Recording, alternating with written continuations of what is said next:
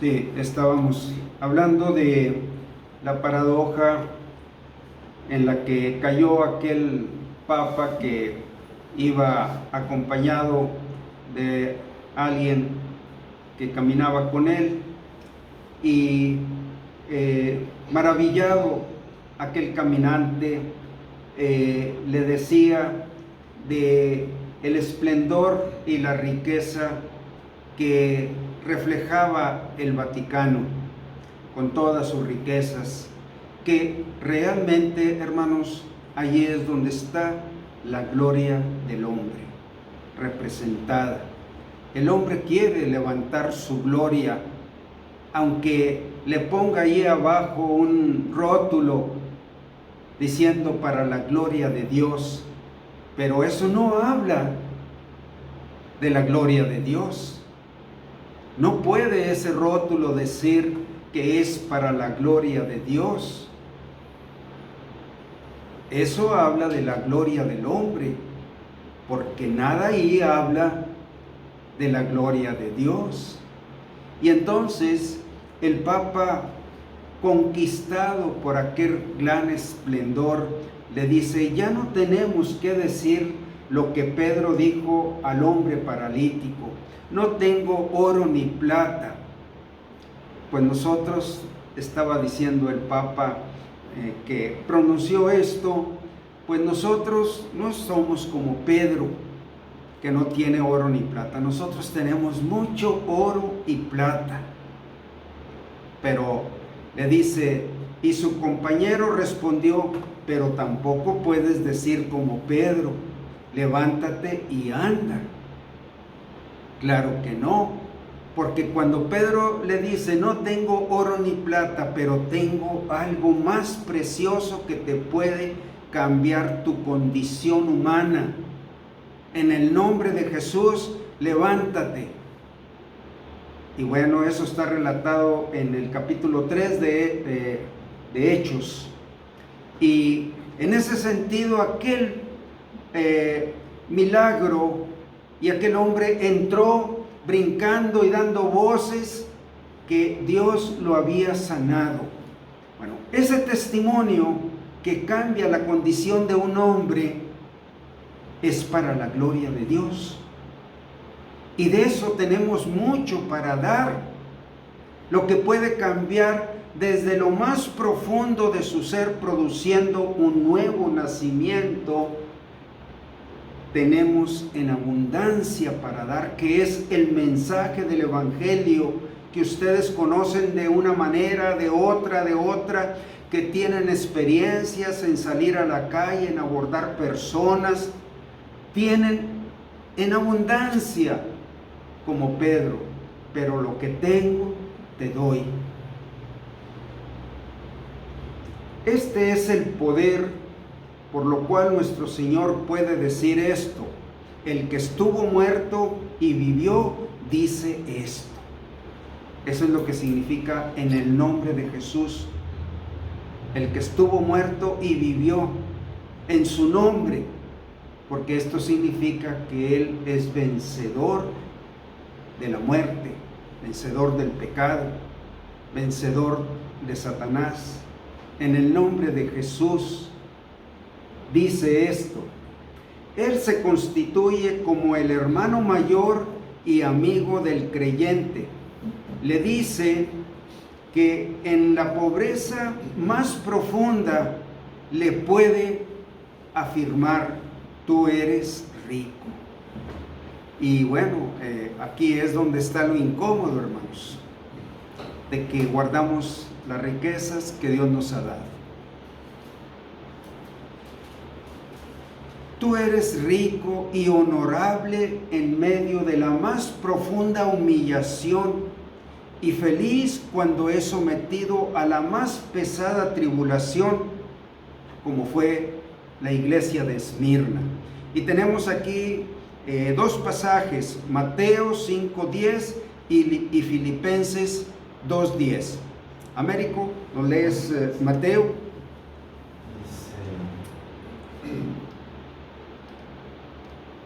Bienaventurados los que padecen persecución por causa de la justicia, porque de ellos es el reino de los cielos.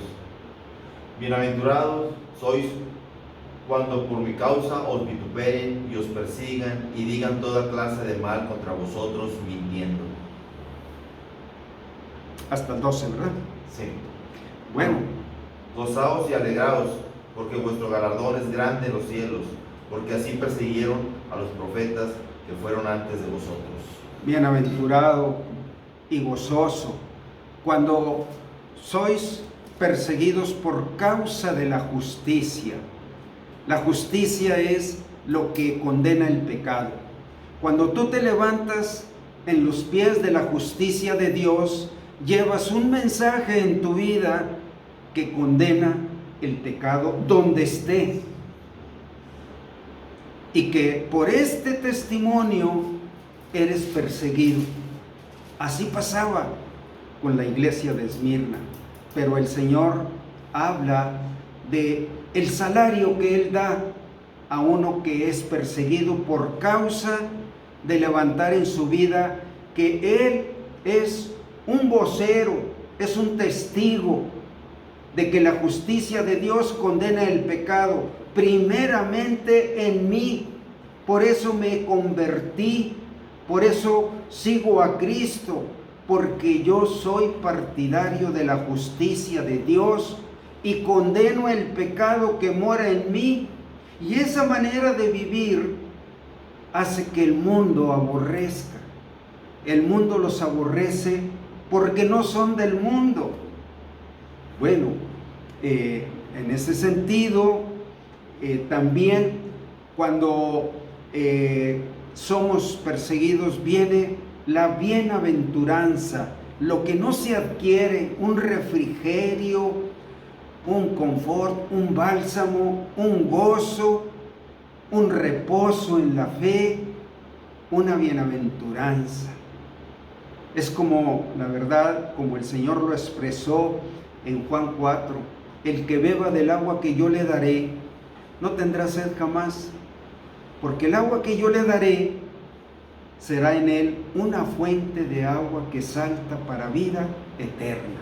Y esa fuente de agua es la bienaventuranza, ser bienaventurado, el gozo. Y también dice, sean gozosos cuando por mi nombre los persigan, como perseguían los romanos y los judaizantes. Cuando por mi nombre los persigan y digan toda clase de mal contra vosotros, mintiendo, porque son hijos de la injusticia. Y ustedes son hijos de la justicia, porque se convirtieron a Cristo. Bueno, Filipenses 2:10, Dora, por favor. Para que en el nombre de Jesús se doble toda rodilla de los que están en los cielos y en la tierra y debajo de la tierra. Así es. En un sentido, también confesar a Cristo, testificar de Cristo, servir a Cristo. Tú estás diciendo que sirves al Señor de señores, al Señor del cielo y de la tierra. Que tú tienes un Señor a quien sirves, a quien agradas, a quien amas, a quien le entregas tu vida. La iglesia de Esmirna también era rica en liderazgo, tenía una influencia. Liderazgo es ir al frente y mostrar todas las virtudes de Dios. Y en ese sentido, ellos ejercían un liderazgo, una influencia, una referencia, un ejemplo, un modelo, una inspiración. Todo eso encerraban ellos. Y dice, uno de los pastores de esa iglesia se llamaba Policarpo. Él era uno de los discípulos del apóstol Juan. Era la segunda generación. La primera generación fue la de los apóstoles. Y él era un discípulo de Juan y sirvió en Esmirna hasta el año 155 después de Cristo, fecha en que murió heroicamente como un mártir. por causa del testimonio de Jesucristo. Y tomando algo más que el Señor dice a la iglesia de Esmirna: y conozco también la blasfemia de los que se dicen ser judíos y no lo son, sino sinagoga de Satanás. Yo sé quiénes son tus enemigos, los enemigos fanáticos de su religión, que realmente ellos creen que sirven a Dios. El apóstol Pablo un día estuvo entre ellos y él, cuando se convirtió, dijo: yo creía mi deber hacer muchas cosas contra el nombre de Cristo, pero lo hice en ignorancia. En Hechos 26 dice: yo creía mi deber, y estos fanáticos creen que es su deber hacer muchas cosas contra el nombre de Cristo. Históricamente se nos dice que había una comunidad de judíos muy hostil en Esmirna. O sea, era parte de los ciudadanos de aquella ciudad. Y bueno, en la iglesia de Esmirna aprendió a cohabitar, no convivir. Vivían lado a lado, dos corrientes muy opuestas. Los que se decían ser judíos, como en otras partes, también en Esmirna se opusieron ferozmente al cristianismo. Ferozmente es como Pablo perseguía a la iglesia en Hechos 7, y luego él sigue en Hechos 9, cuando iba en esa misión.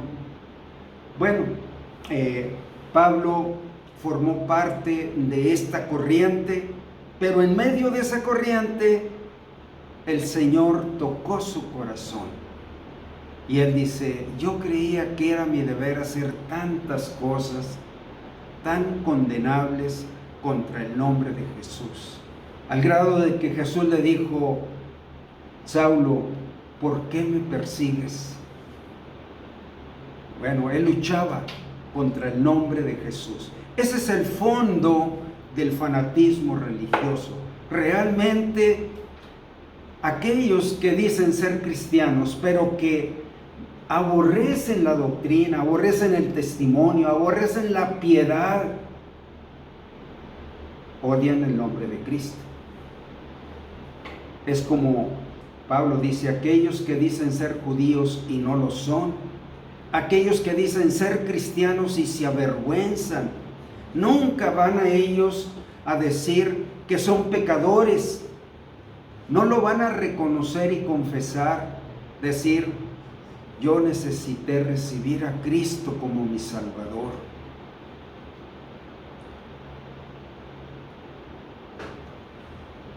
Dice: como en otras partes, también en Esmirna se opusieron ferozmente al cristianismo. Y tenemos este testimonio ahora del apóstol Pablo, cuando el evangelio llegó a aquellas ciudades alrededor del Mediterráneo, en Tesalónica. Cuando se convirtieron los tesalonicenses, ahí también estaba esta corriente, se les llamaba los judaizantes, porque ellos querían imponer la religión del judaísmo, y Cristo era la piedra de tropiezo y roca que los hacía caer, porque tropezaban en la palabra, siendo desobedientes, dice Pedro también. Y leemos 1 Tesalonicenses 2, 14 y 15. ¿Quién? ¿Tú, sí, Américo? Porque vosotros, hermanos, vinisteis a ser imitadores de la iglesia de Dios en Cristo Jesús, que están en Judea, pues habéis padecido de los de vuestra propia nación las mismas cosas que ellas padecieron de los judíos, los cuales mataron al Señor Jesús y a sus propios profetas, y a nosotros nos expulsaron, y no agradan a Dios, y se oponen a todos los hombres. Hasta el 15, ¿verdad? Bueno, aquí nos da un matiz de lo acre que eran ellos. Solo eran judíos por descendencia racial, pero no de la verdadera circuncisión. Bueno, una de las cosas que ellos disputaban era que todo aquel que se dijera ser hijo de Dios o creyente de Dios debía circuncidarse. Era una señal que Dios había dado anteriormente al judío para que mostraran la diferencia entre los no judíos paganos. Los que pertenecían al pueblo de Dios, los varones llevaban esta señal y ellos defendían y se enaltecían de ser circuncisos, pero era una circuncisión en la carne.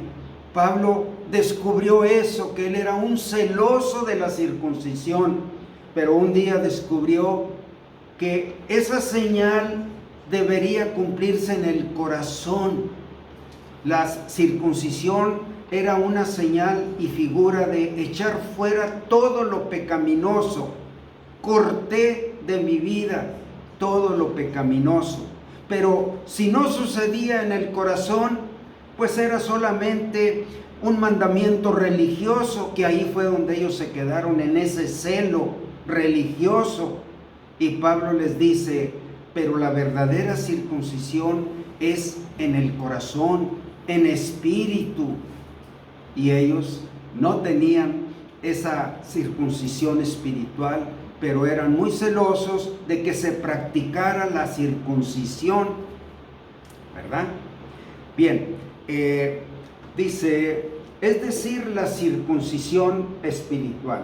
Y aquí tenemos también este pasaje en Filipenses 3, 2 y 3, refiriéndose a esta corriente Pablo, ahora refiriéndose en Filipos, en otra iglesia, porque ahí también, en todo aquel mundo o región donde el cristianismo fue avanzando, el nombre de Cristo, aparecía esta corriente tan celosa de su religión. Filipenses 3, 2 y 3. Pongamos atención cómo se refiere Pablo a ellos. Uno que fue de ellos, pero que ahora los condenaba.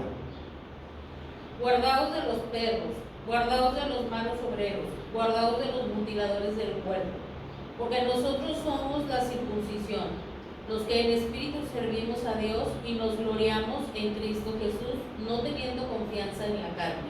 Así es. No tenemos nada de qué enaltecernos en la carne.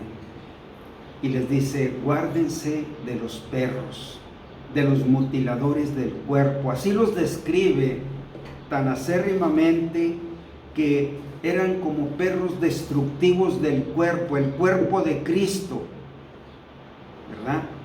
Y dice, porque nosotros somos la circuncisión, los que en espíritu servimos a Dios. Bueno, en ese sentido nos da la idea de cómo la iglesia de Esmirna tenía que soportar esta oposición continua. Y el Señor los llama como sinagoga de Satanás, otra descripción reprobada. El apóstol Pablo nos dice quién es un verdadero judío. Un verdadero judío es aquel que confía en Dios y que cree en Cristo Jesús. Bueno, no podemos decir que creemos en su nombre si todo lo que representa su nombre lo aborrecemos, como ir al cielo por la gracia, como ser salvos por los méritos de Cristo y no por nuestras obras, como experimentar un anticipo de la resurrección, que se llama ese anticipo un nuevo nacimiento, una regeneración. Bueno, esos son los méritos de Cristo. Los méritos de Cristo lograron que nuestro nombre no sea borrado del libro de la vida. Los méritos de Cristo hicieron que yo pudiera tener una victoria sobre el mundo, y sobre el pecado. Todo eso es lo que viene del nombre de Cristo, pero con sus hechos lo niegan aquellos que dicen ser cristianos, pero no lo son. Tú eres del mundo. Tú debes buscar vivir en este mundo como hermano. Pues no puedes, porque tú odias a los que son tu prójimo.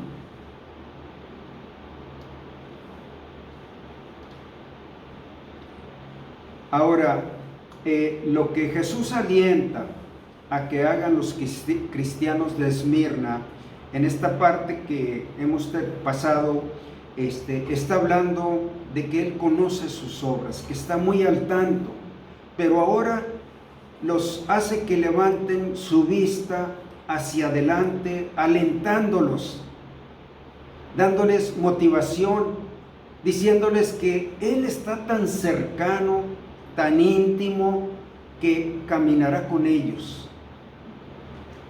Y dice en Apocalipsis 2:10, no temas en nada lo que vas a padecer. Todavía les esperaba una larga, un largo trecho de padecimiento. ¿Hasta cuándo? Hasta que ellos salieran de este mundo. He aquí, el diablo echará a algunos de vosotros en la cárcel. Se endurecería todavía más la persecución. Sinagoga de Satanás significa que estos judíos, cuando se congregaban para adorar en su recalcitrante rechazo al Señor Jesús, servían a los propósitos de Satanás, no a los de Dios. Los judíos, que podrían haber sido la iglesia de Dios fue la que se le dio la comisión de llevar el evangelio a todas las naciones y de hacer discípulos en todas las naciones. Y a ellos se les llamó para esta obra primeramente, y no quisieron. Rechazaron al nombre de esa iglesia, Cristo.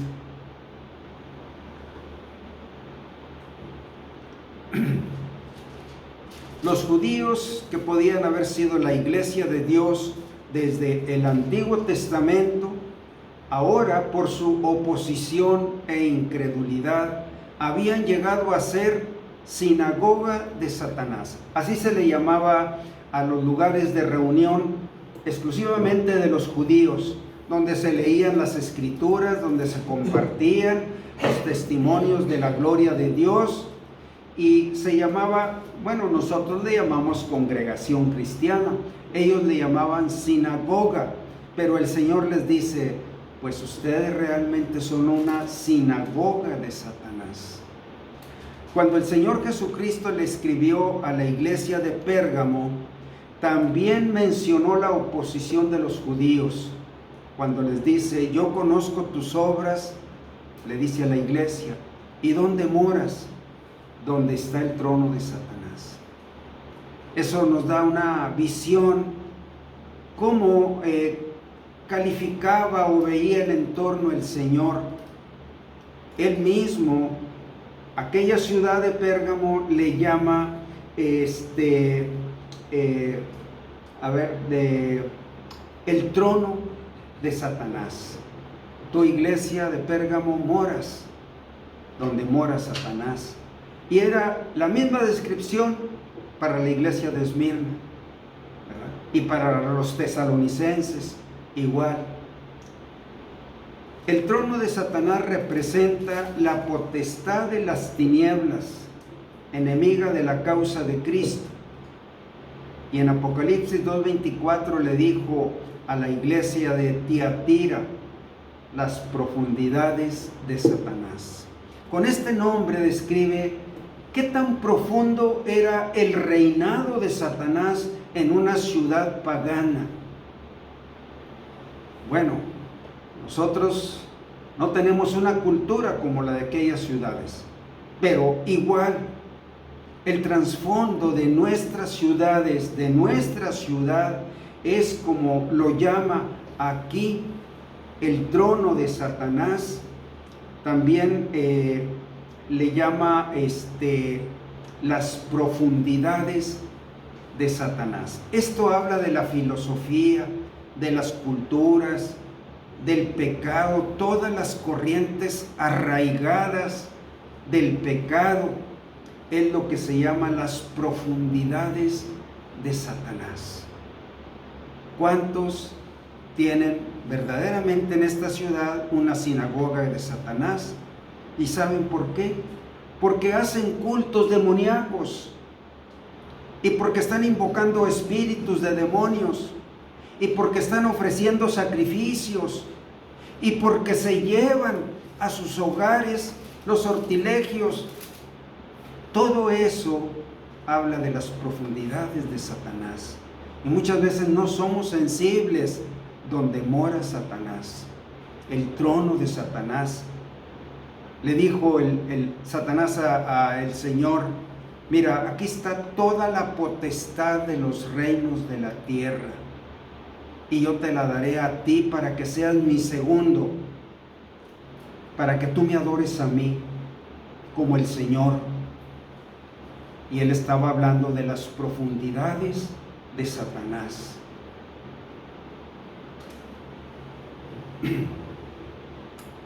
Refiriéndose a la oposición de los herejes, esta corriente judaizante. Y vamos a leer así otra descripción en Efesios 6, 10 al 12, que habla de esto el apóstol Pablo a la iglesia de Éfeso. Efesios 6, 10 al 12. Por lo demás, hermanos míos, fortaleceos en el Señor y en el poder de su fuerza, vestidos de toda la armadura de Dios, para que podáis estar firmes contra las acechanzas del diablo.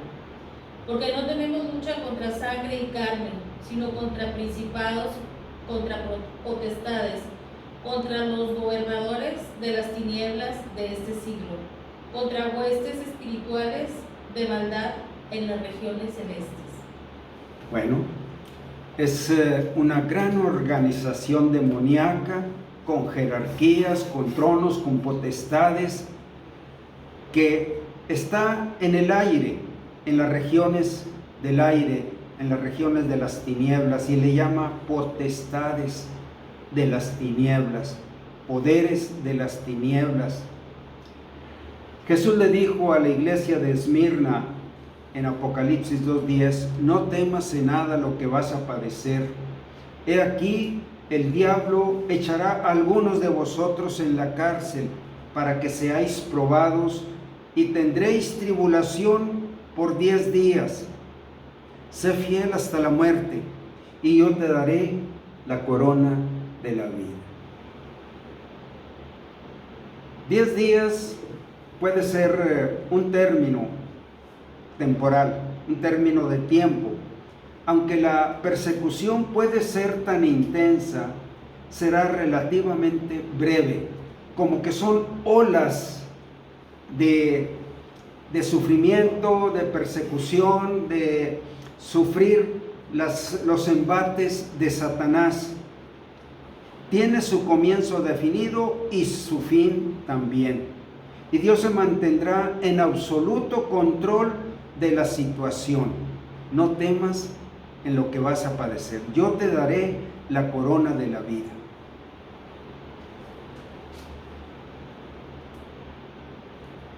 Esto tiene dos aspectos. Nuestro Cristo resucitado es el que habla aquí, el que venció, ha experimentado lo peor que esta vida le podía hacer. Él pasó por todo. No nos podía hablar de que Él sabía lo que íbamos a padecer.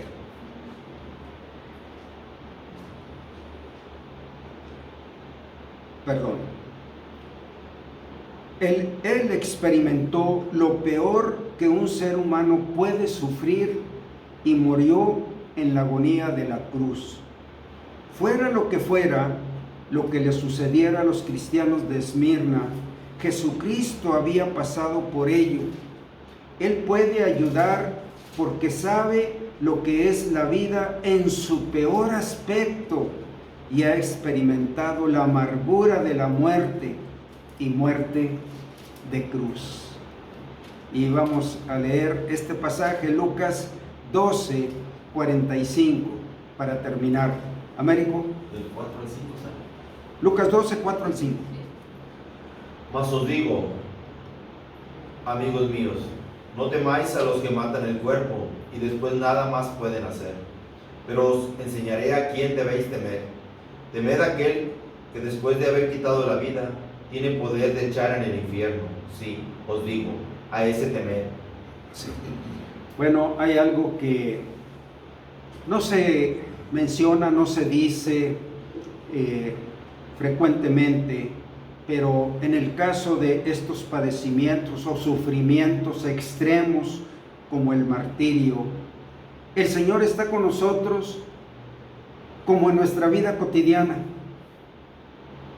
Y cuando esos extremos vienen, Él sabe mitigar ese sufrimiento extremo, convirtiéndolo en gozo. Como puede sacar aguas del desierto, así Él puede sacar gozo del sufrimiento y acompañar a aquellos que son fieles hasta la muerte. No teman a los que matan el cuerpo. El alma no pueden matar. Cuando Dios libera el alma, el cuerpo deja de sufrir y el alma está gozosa. En ese sentido, no temas lo que vas a padecer. Y debemos considerar que el Señor estará con nosotros si así fuere su voluntad por nuestra fidelidad al servicio. En ese sentido, Él acompaña al creyente en sus sufrimientos chicos o grandes, aún en el momento del martirio. Y bueno, por hoy aquí lo dejamos. Estamos aprendiendo de los estándares de una iglesia que el Señor podía poner como ejemplo, aunque por ninguna razón eran perfectos, pero sí en nuestro caminar, en nuestra humanidad, podemos ver que hay estándares tan altos. Muy bien, hermanos, Dios los bendiga. Por hoy terminamos y continuamos. Estamos aprendiendo lo que es una vida cristiana en los días que Dios nos da aquí. Dios los bendiga.